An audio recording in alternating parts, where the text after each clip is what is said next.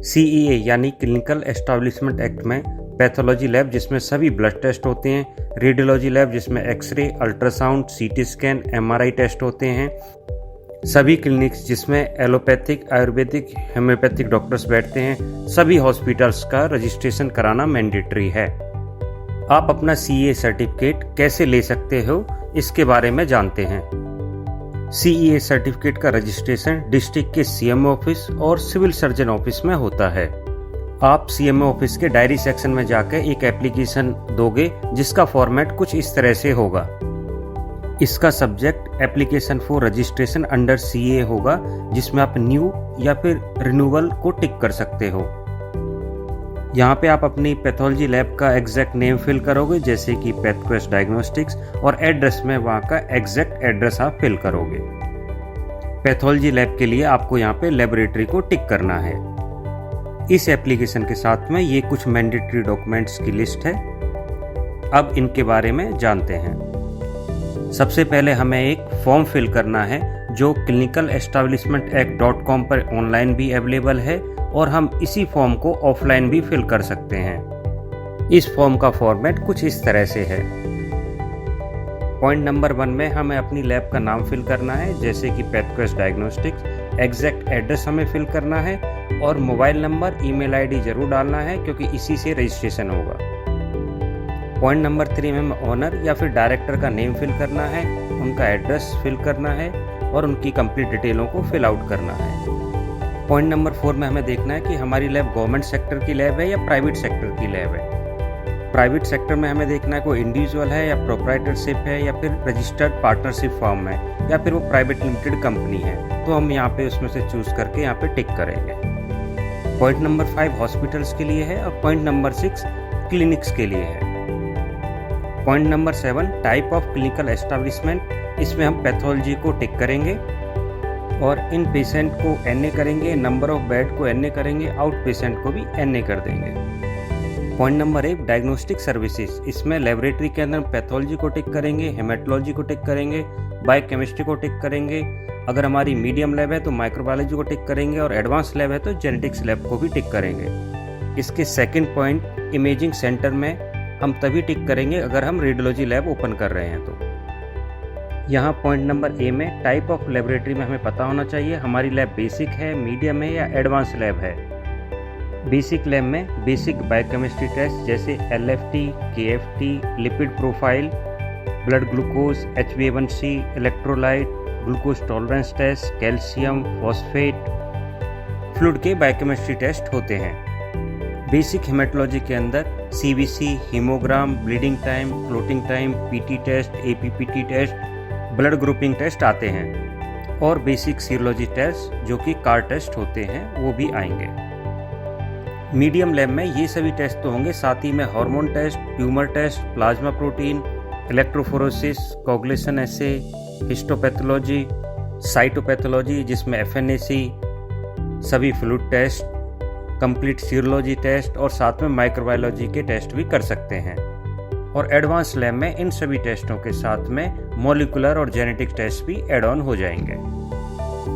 Point number 9 में हमें pathologist का नेम, उनकी qualification, registration number, state council name जिसमें पैथोलॉजिस्ट की डिग्री रजिस्टर्ड है, पैथोलॉजिस्ट का मोबाइल नंबर और उनका ईमेल एड्रेस भी डालना होगा। अगर आपकी रेडियोलॉजी लैब है तो आपको रेडियोलॉजिस्ट की डिटेल्स यहाँ पे फिल करनी होंगी। पॉइंट नंबर 11 में आपको फिल करना है कि डॉक्टर्स फुल टाइम है या पार्ट टाइम है और उनके विजिटिंग आवर्स आपको यहाँ पे फिल करना है। पॉइंट नंबर 12 में आपको टिक करना है पॉल्यूशन सर्टिफिकेट पे, फायर NOC पे। अगर फायर NOC नहीं है तो आपकी लैब में एक फायर एक्सटिंग्विशर होना चाहिए। बायोमेडिकल वेस्ट सर्टिफिकेट पे, अगर रिन्यूअल केस है तो पॉइंट नंबर 4 पे भी टिक करना है। और एंड में यहाँ पे प्लेस फिल करोगे, डेट डालोगे और इस एप्लीकेशन को साइन करके स्टैंप लगा के अटैच कर दोगे। और इस तरह से हमने मैंडेटरी डॉक्यूमेंट नंबर 1 को फिल कर लिया है और अटैच कर दिया है। सेकंड डॉक्यूमेंट के लिए आपको एक DD बनाना है जो कि 250 रुपीज़ से 5000 रुपीज़ तक हो सकता है according to state policies. DD की डिटेल आपको यहाँ पे भरनी है, DD नंबर और कितने रुपए का आपने DD बनाया वो यहाँ पे फिल करना है। साथ में आपको टिक करना है कि आपकी लैब न्यू लैब है या आपने रिन्यूअल के लिए एप्लीकेशन लगाया है। थर्ड पॉइंट रिन्यूअल केस के लिए है अगर आप अप्लाई करने में लेट हो गए हो तो आपको लेट फ़ी लगेगी, और लेट फ़ी कितने की है, उसका डीडी नंबर क्या है और कितने दिन आप लेट हुए हो वो यहाँ पे फिल करना है। आइडली सीए सर्टिफिकेट 1 ईयर के लिए वैलिड होता है और इसकी एक्सपायरी होने से 1 मंथ पहले हमें इसको रिन्यूअल के लिए अप्लाई करना होता है। रिन्यूअल केस में हमें 4th पॉइंट को भी टिक करना है, जिसमें हमें ओरिजिनल सीए सर्टिफिकेट को भी अटैच करना होगा। 5th पॉइंट में बायोमेडिकल वेस्ट सर्टिफिकेट को भी अटैच करना है, जो कि बायोमेडिकल वेस्ट के साथ आपका एग्रीमेंट है, वही आपकी BMW सर्टिफिकेट है। 6th पॉइंट में आपको पॉल्यूशन सर्टिफिकेट को अटैच करना है, जो हमने स्टेट से अप्लाई करके ले ली होगी। 7th पॉइंट में हमें पैथोलॉजिस्ट की जो डिग्री है या सर्टिफिकेट है उसको हमें अटैच करना है। अगर आप रेडियोलॉजी लैब के लिए अप्लाई कर रहे हो तो आप रेडियोलॉजिस्ट की डिग्री आपको सबमिट करनी है, और पॉइंट नंबर 8 और पॉइंट नंबर 9 भी आपको सबमिट करना है। पॉइंट नंबर 10 में लैब को एक डिक्लेरेशन देना होता है, जिसका फॉर्मेट कुछ इस तरह से होगा, लेकिन इसको फिल करने से पहले हमें पता होना चाहिए कि हमारी लैब बेसिक लैब है, मीडियम लैब है या फिर एडवांस लैब है। यहाँ फर्स्ट पॉइंट के आगे जो चेक बॉक्स है इसको हमें टिक करना है, जो कि स्कोप ऑफ सर्विस का है। इसमें हमें फर्स्ट बॉक्स को टिक करना है, जो कि बायोकेमिस्ट्री का है। इसमें बेसिक लैब के टेस्ट यहाँ पे दिए हुए हैं, मीडियम लैब के यहाँ पे टेस्ट दिए हैं और एडवांस लैब के टेस्ट दे रखे हैं। बी पार्ट हेमेटोलॉजी का यहाँ पे हमें टिक करना है, इसमें भी कैटेगरीज वाइज टेस्ट दे रखे हैं। सी पॉइंट हिस्टोपैथोलॉजी के लिए, जो कि मीडियम और एडवांस लैब के लिए है। डी पॉइंट मॉलिक्यूलर जेनेटिक्स का है, जो कि मीडियम और एडवांस लैब के लिए है।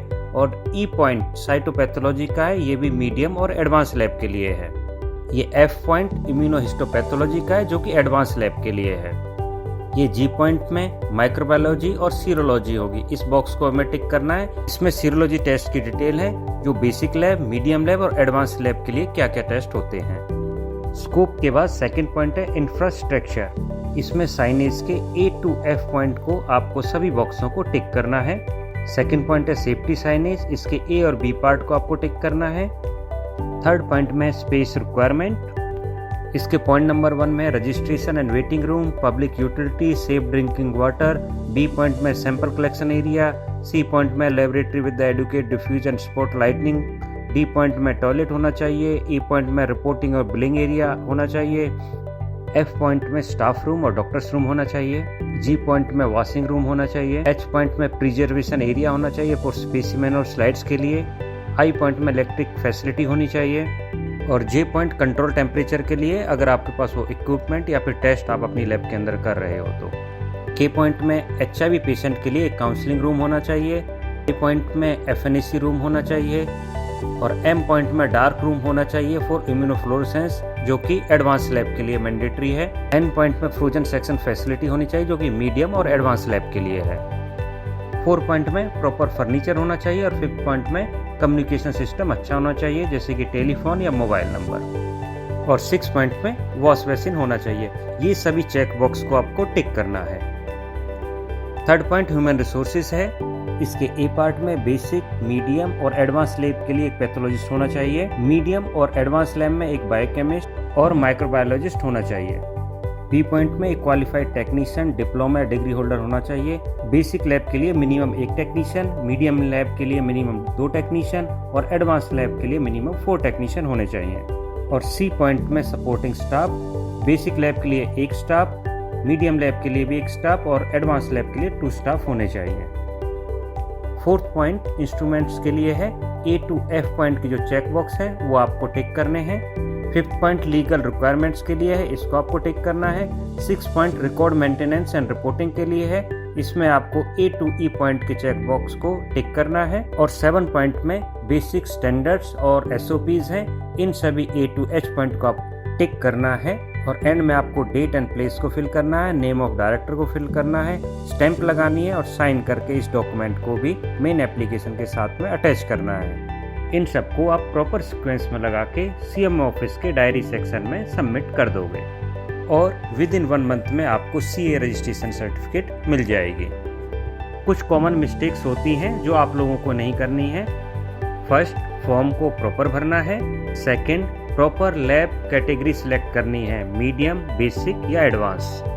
और थर्ड, डिक्लेरेशन फॉर्म को कैटेगरी के अकॉर्डिंग ही चेक बॉक्स में टिक करना है। अगर आपको और इन्फॉर्मेशन या आपको कोई कंफ्यूजन हो तो आप कमेंट बॉक्स में लिख सकते हो। आप इस वीडियो को उन पर्सन तक पहुंचाइए जो अपनी लैब ओपन करना चाहते हैं और इन सभी प्रोसेस से अनजान हैं। पैथोलॉजी लैब की और अच्छी इन्फॉर्मेशंस और अपडेट्स के लिए आप हमारे चैनल के साथ कनेक्ट रहिए।